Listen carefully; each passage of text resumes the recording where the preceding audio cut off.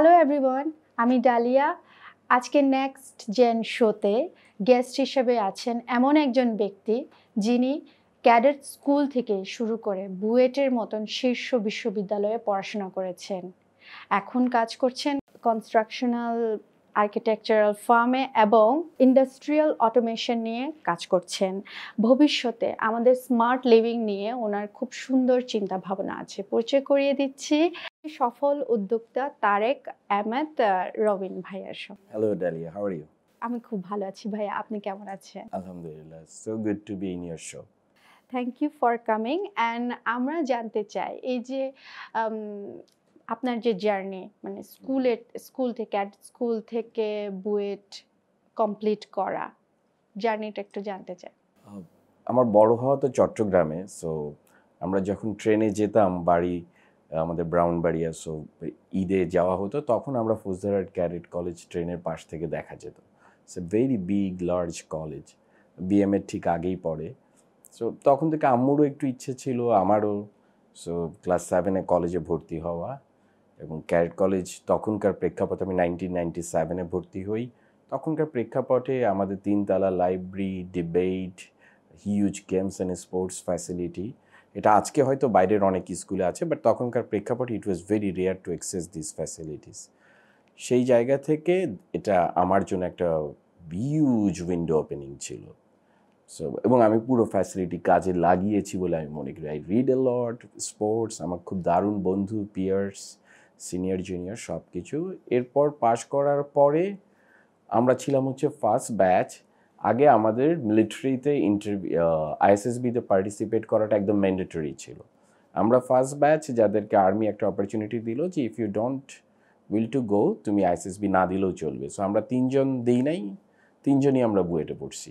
আচ্ছা, আমি এবং আমার 2 ফ্রেন্ড, বাকি 2জন ইলেকট্রিক্যালে আর আমি মেকানিক্যালে। আর বুয়েট দারুণ একটা স্পেস, কাজ আমাদের পাশে ঢাকা ইউনিভার্সিটি, এ পাশে মেডিকেল একটা, এবং পুরো জায়গাটার যে একটা aura, so it's larger than an university. খুব বড় বিষয় হচ্ছে যে এক্সেস পাওয়া, ডিএমসির পোলাপাইনের সাথে দেখা হচ্ছে, ঢাকা ইউনিভার্সিটির সবার সাথে আমি যোগাযোগ জানি হচ্ছে। না এই এটা প্রশ্নটা আমার করা ঠিক হবে কিনা ভাইয়া। এই যে ক্যাডেট কলেজে পড়ে আবার বুয়েটে পড়া, মানে কতটুকু সাপোর্ট দিয়েছে? আমার মনে হয় অনেকটুকুই সাপোর্ট দিয়েছে। স্কুল কতটুকু ইম্প্যাক্ট ফেলে? স্কুল হিউজ, যদিও ক্যাডেট কলেজের টার্গেটটা এটা না যে একাডেমিক্যালি শার্প করা, বাট আলটিমেটলি একাডেমিক্স আমরা তো এক্সেলেন্স পার্সিউ করি। কলেজ মোটামুটি debate, cultural side, sports side সব কিছু মিলায় মোর অলরাউন্ডার প্রডিউস করতে চাই, বা এটার মূল টার্গেট ছিল হচ্ছে মিলিটারি অফিসার্সের একটা সাপ্লাইং ব্যাকবোন হিসেবে কাজ করা। বাট আমাদের সিনিয়র ভাইরা পড়ছে, সেটা ইন্সপায়ার করছে, ওই গাইডেন্সটা পেয়েছি, এটা হয়েছে। এই যে ডিসিপ্লিন নিয়ে লাইফ লিড করা এবং এটা বর্তমান যে প্রফেশনে কতটুকু ইম্প্যাক্ট ফেলছে? আমার ক্ষেত্রে তো হিউজ, মানে আমি হচ্ছে ন্যাচারালি ইনডিসিপ্লিন।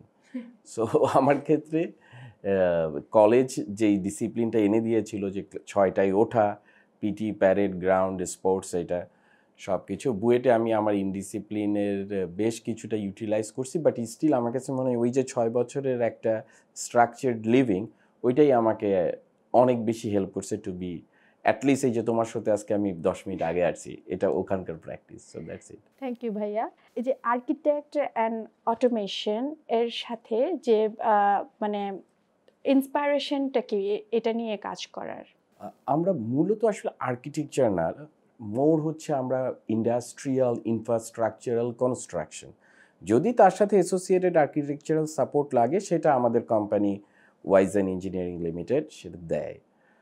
আর ইন্ডাস্ট্রিয়াল অটোমেশন হচ্ছে আমরা যেটা এখন সবচেয়ে বাজিং ওয়ার্ড আমরা কিছু শুনি, যে industrial regulation 4.0, AI, artificial intelligence, এটা তো এগুলো আসলে মানে এআই বা ইন্ডাস্ট্রিয়াল রেগুলেশন 4.0 এগুলো খুব বাজিং ওয়ার্ডস, অনেক ওয়াইডার স্কেলে মানুষ নিয়ে যায়, কিন্তু এটার ছোট ছোট জিনিস থেকে এটা শুরু হয়। সে আমরা যদি চাই যে আমাদের এই স্ক্রিনের ভেতরে আগে কিভাবে সেট আপটা হবে, এটা হয়তো একভাবে ডিফাইন করা আছে, বাট এখন এইটা ডিজাইন করার জন্য তো আসলে আমার 10টা জায়গায় যাওয়ার দরকার নাই। যদি আমার স্টুডিওর একটা গ্রাফিক্স আমার কাছে থাকে, আমি ওইটার ভেতরেই সরাই টরাই কিন্তু ফ্রেমিং করে দেখতে পারছি। ঠিক একইভাবে আমাদের মেকানিক্যালে আমরা যখন পড়েছি, আমরা মোর হার্ড করে ইঞ্জিনিয়ারিং পড়েছি। বাট আমরা যখন বের হয়ে এসেছি, power plant, chemical plant, industries সব কিছু ছিল আগে হার্ড ইনস্ট্রুমেন্ট বেস, দেন এগুলো হয়ে গেল সব ইলেকট্রিক্যাল সিগন্যাল বেসড এবং মোর ইনস্ট্রুমেন্টেশন এবং অটোমেশনের লাইনে। এই যে ভাইয়া যেটা বললেন যে এখন এই যে ইন্ডাস্ট্রিয়াল রিভলিউশন 4.0 এর প্রেক্ষিতে বাংলাদেশ কতটুকু রেডি আর কি?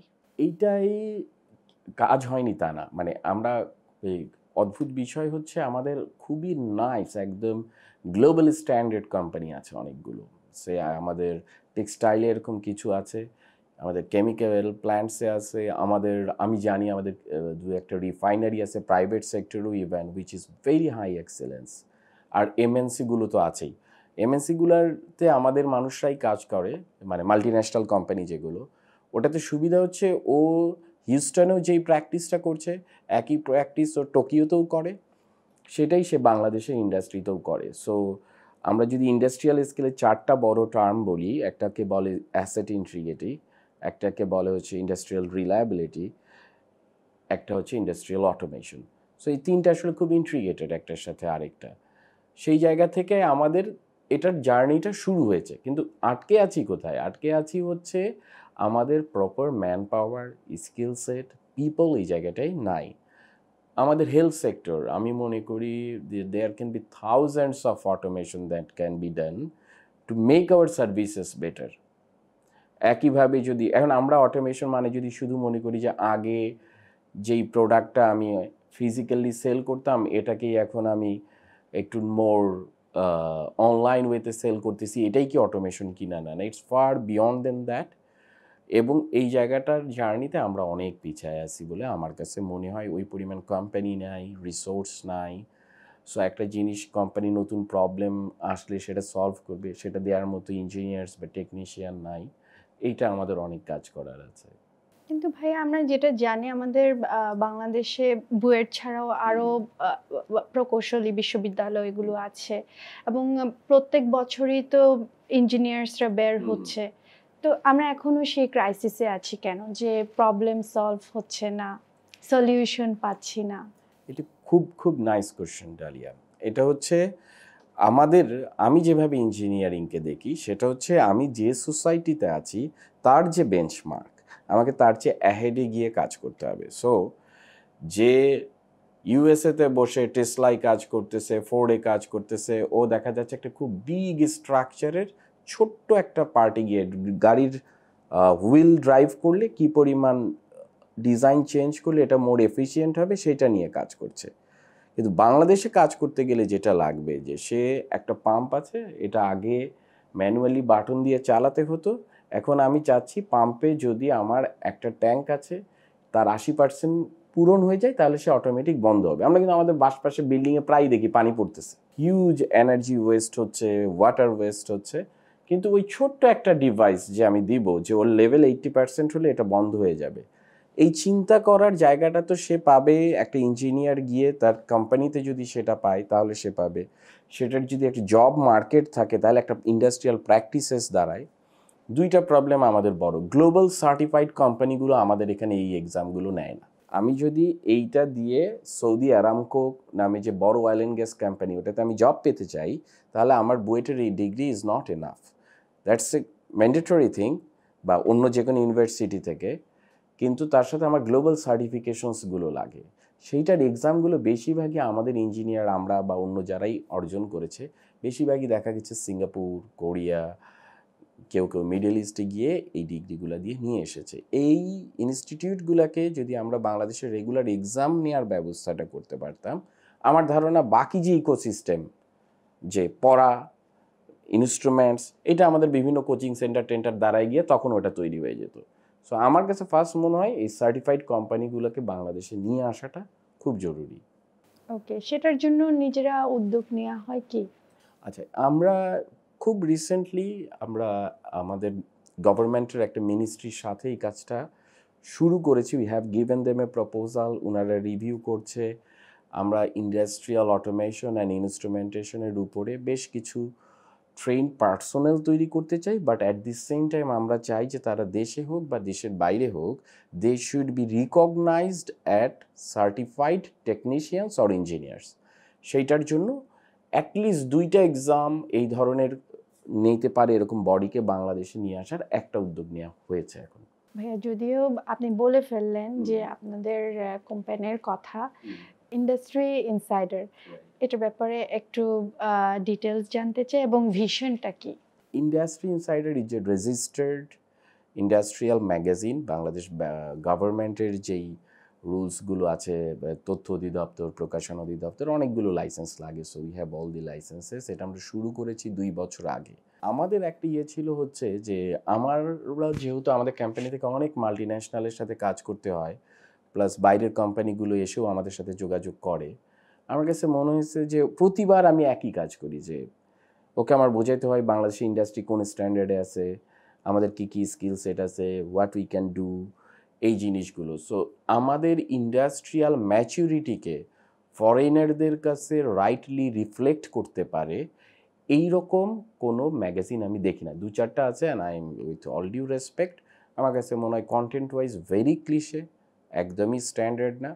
ইন্ডাস্ট্রি ইনসাইডারে আমরা যেটা করেছি, আমাদের যে বিশাল ডায়াসপোরা ইউএস, কানাডা এবং অন্যান্য জায়গায়, এবং অনেক বড় একটা অংশ তাদের ইঞ্জিনিয়ার্স, সো তারা সবাই এখানে লিখে, ওখানে সে নতুন কি টেকনোলজিটা দেখছে, সে যেহেতু এই দেশে বড় হয়েছে, how they think it can be fitted in to Bangladesh.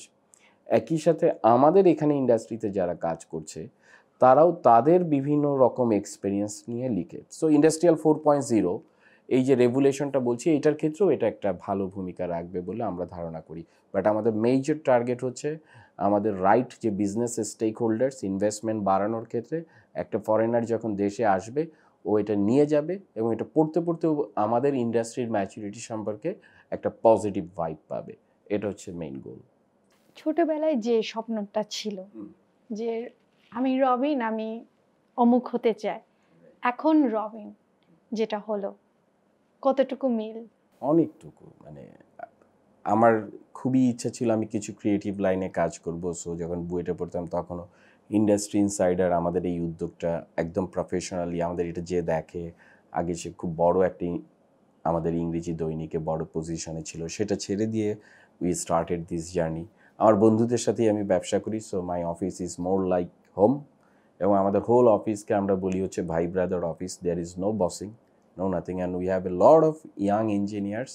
But আমরা বিলিভ করি হচ্ছে যার যার জব রেসপন্সিবিলিটিটা যদি আমরা রাইটলি ডিফাইন করি, we can create an ecosystem যেটার ভেতর দিয়ে আমরা নতুন নতুন জিনিস যাব। সো আমি কিন্তু সব সফটওয়্যার চালাইতে পারি না, বা আমি জানি না যে আমাদের নতুন সে কোনো একটা স্ক্যাডার নতুন কি ভার্সন আসছে, আমি জানি না সব কিছু। But we need people and we need to retain them in a way যে এই পুরো অ্যাটমসফিয়ারটা একসাথে কাজ করে। সেই জায়গা থেকে যদি বলি, and of course I always wanted to stay in Bangladesh. বাইরে যাওয়ার অপরচুনিটি সবসময় ছিল, এমন কিছু করব যেটা দেশের ইম্প্যাক্ট ফেলবে। সেই জায়গা থেকে I am very satisfied what we are doing. ভাইয়া, যে ক্যাডেট স্কুলের ডিসিপ্লিন এবং বুয়েটের যে হার্ড ওয়ার্ক, আজকের এন্টারপ্রেনার রবিন, এই তিনটাকে যদি একটা ইকুয়েশনে রাখি, কিভাবে ব্যালেন্স করবেন? Cadet college was real tough. মানে ক্লাস 7-এ মা বাবা সবাইকে ছেড়ে ওখানে যাওয়া, and it was very hard discipline, সিনিয়ররা ছিল, সো আমাদের অনেক কিছু মানতে হতো। ক্যাডেট কলেজ জীবনে কেমনে সারভাইভ করতে হবে এই জিনিসটা আমাদের ভেতরে দিয়ে দিছে। So I think I can survive at any environment. আমার মনে হয় ভাই আপনি সিনিয়রদের, মানে টিচারদের চাইতে সিনিয়রদের বেশি স্মরণ করেন। হ্যাঁ, অফকোর্স। মজার একটা ঘটনা শেয়ার করেন আমাদের সঙ্গে। ক্যাডেট কলেজে আমাদের অনেক রকম সো আমরা যে ওয়ালপেপার বানাতাম রাতের বেলা, 4টা হাউস আমাদের, সো 4টা হাউস মিলায়ে নানা রকম কম্পিটিশন হতো, এর মধ্যে একটা ছিল ওয়ালপেপার বানানো। সো আমরা রাতের বেলা কাজ করছি, এরকম সময় আমি ক্লাস 8-এ পড়ি বোধহয় তখন, এক সিনিয়র আসলো খুবই রাগী, আমরা সবাই ভয় পাই, and he came to me এবং বলছে যে এই ইউ জুনিয়র কাম হিয়ার, এটা টাইগার বাম খুঁজে নিয়ে আসো। সো আমি 4টা হাউস, পাহাড়ের ভেতরে ভূতের মতো একটা অবস্থা, কোথা থেকে এই টাইগার বাম খুঁজে পাবো? But the thing is at last আমি প্রায় 40 মিনিট দৌড়াদৌড়ি করার পরে টাইগার মাউন্ট আমি ম্যানেজ করছি। মানে নিয়ে দিতেই হবে। মানে না, এইটা হচ্ছে আমাকে ওই লার্নিংটা দিছে যে অ্যাট এনি এনভায়রনমেন্ট শেষ পর্যন্ত যে এই যে ওই ছোট্ট বয়সে ওই জিনিসটা এনে ম্যানেজ করে দিলাম, এবং আমরা কলেজে যেই খুবই অল্প রিসোর্স দিয়ে এত দারুণ দারুণ সব ওয়ালপেপার ম্যাগাজিন বানিয়েছি। সো রিসোর্স ইউটিলাইজেশন, একটা উইয়ার্ড পরিস্থিতি মোকাবেলা করা, এই জিনিসটা কলেজ খুব ভালো দিয়েছে। আর বুয়েটে যেটা হয়েছে, my friends are more brilliant than me. ভাই আপনি অনেক ব্রিলিয়েন্ট। না না, academically I think I'm good but not that good. There were more people who were more excellent than me, but ওই যে অ্যাটমসফিয়ারটা ছিল, এক একজন তো এক একটাই ভালো, সেইটার দিক থেকে খুব ভালো হয়েছে। ভাইয়া লাস্ট কোয়েশ্চেন, আমাদের যে গ্লোবাল ট্যাগ কম্পিটেবিলিটি যেটা আছে থাকতে হলে কি চেঞ্জ দরকার এডুকেশনে? আমাদের এডুকেশন এখন পর্যন্ত কোথায় আছে? আমরা বাচ্চারা যখন থেকে আমরা এ প্লাসটা অনবোর্ডিং করলাম এবং যখন থেকে আমরা গণহারে এ প্লাস দেওয়া শুরু করলাম, তাতে আমরা প্রত্যেকটা বাচ্চার মাথায় আগেই ঢুকাই দিছি যে যদি তোমার সুযোগ থাকে তাহলে তুমি ইদার ইঞ্জিনিয়ারিং পড়ো আর ডাক্তারি পড়ো, দিস আর টু গুড। এটাই একটা ক্লিশে আইডিয়া। এই আইডিয়া থেকে আর পরে এসে যুক্ত হলো বিবিএ। সো যেই বের হচ্ছে সেই এগুলা পড়ছে, কেন পড়ছে সে নিজেও জানে না। আমার সেই জব মার্কেট আছে কিনা সেটাও আমরা জানি না। আর অন্যান্য সাবজেক্টের অনার্স তো আছেই। এখন আমি রিয়েলি জানি না যে এই যুগে এসে দি amount of BBA graduates, engineering graduates আমরা বের করছি, এদের কি বাংলাদেশে জব আছে? আমার কাছে মনে হয় নেই। অথচ যদি এরকম হতো যে আমরা রাইট টেকনিশিয়ানস তৈরি করতাম, সে আমার দেশে ভালো স্যালারি পেত, সে বিদেশে গেলেও ভালো স্যালারি পেত। সেই টেকনিশিয়ান একটা সেফটি ভালভ, এই ভালভের কততে প্রেশার দিলে কিভাবে টেস্ট করতে হয়, এটা অনেক হিউজ প্রেশার। অ্যাক্সিডেন্ট হলে একজন মানুষ মারাও যেতে পারে। দ্যাটস ওয়াই এই জবটা স্পেসিফিক। এইটা করার জন্য কিন্তু তার ইঞ্জিনিয়ার হওয়ার প্রয়োজন নাই। এ ট্রেড ডিগ্রি, তারপরে এটার সার্টিফাইড ট্রেনিং। এই সার্টিফিকেশন ট্রেনিং প্রোগ্রামে আমরা কিছু কিছু মুভ করছি কি, সেই উড ওয়ার্কস আমাদের নানা ইনস্টিটিউশন বানায় রাখছে, কিন্তু পৃথিবী তার চেয়ে 50 বছর আগায় গেছে। সো আমরা যেই ডিপ্লোমা বা সার্টিফাইড কোর্সে ছিলাম, এখনও আমাদের মন্ত্রণালয়গুলো শেখাচ্ছে হাউসকিপিং বা শেখাচ্ছে হচ্ছে বিভিন্ন ধরনের মোবাইল টেকনোলজি। মোবাইল টেকনোলজি তো এখন একটা মানুষ আরেকটা মানুষ থেকেই শিখে নিচ্ছে, নতুন করে শেখানোর আর কিছু নাই। বাট এই ইন্ডাস্ট্রিয়াল 4.0-কে টার্গেট করে যদি ইনস্টিটিউশনগুলো না আসে, এই বিশাল সংখ্যক ব্যাচেলর নিয়ে আমাদের মহা বিপদ আছে। কারণ তারা চিন্তা করছে যে আমি তো একজন graduate, I should have a white collar job, কিন্তু হোয়াইট কলার জব তো নাই। সো আমাদের specified blue collar industry skill সমপন্ন পিপল যদি তৈরি করতে না পারি, it will be a huge challenge. আর আমরা যে বাইরে লোক পাঠাই, প্রতি বছরই দেখি যে 10 লাখ লোক বেশি পাঠানো হয়েছে, কিন্তু রেমিটেন্স নাই। কেন নাই? কারণ হচ্ছে আমি তো একই স্ট্যান্ডার্ড অফ পিপল পাঠাচ্ছি। একটা প্রপার সার্টিফাইড পাইপলাইন ওয়েল্ডার যদি আমরা পাঠাই, that particular person can generate 10% salary. তাহলে আমি 10 লাখ লোক পাঠাইও কিন্তু ওইটা কাভার করতে পারছি না। এখানে ইন্ডিয়ানরা, আমাদের কম্পিটিটরসরা আমাদের চেয়ে অনেক আগায়। সো খুব বেশি কিছু করার প্রয়োজন নাই। ফলো সাম ইনস্টিটিউশনস যেগুলো সিঙ্গাপুর রান করে, কিছু ক্ষেত্রে ইন্ডিয়া রান করে, কিছু ক্ষেত্রে ইভেন কোরিয়া। এই জায়গাগুলোকে যদি আমরা ফলো করি, দ্যাটস এনাফ। আমাকে নতুন করে খুব কিছু বাইট করার প্রয়োজন নেই। ভাইয়া আপনাকে অনেক ধন্যবাদ। Thank you Dalia. একদম সময়ের আগে চলে এসেছেন, আপনি অনেক পাংচুয়াল। ওকে, খুব ভালো লাগলো কথা বলে। আমাকে জীবনে প্রথম কেউ পাঞ্চুয়াল বলল। Thank you so much. Okay, Most it's been welcome. Great to be in next gen. Thank you. Dear viewers, আজকে আমাদের গেস্ট ছিলেন তারেক আহমেদ রবিন, যিনি প্রমাণ করেছেন ডিসিপ্লিন, এডুকেশন অ্যান্ড প্যাশন থাকলে যে কোনো স্বপ্নকে বাস্তবায়ন করা যায়। ভাই আপনাকে অসংখ্য ধন্যবাদ আমাদের শোতে আসার জন্য। এবং ভিউয়ার্স, আমাদের প্রোগ্রাম যদি ভালো লেগে থাকে অবশ্যই লাইক, কমেন্ট এবং সাবস্ক্রাইব করতে ভুলবেন না। পরের শোতে দেখার জন্য আমন্ত্রণ রইল।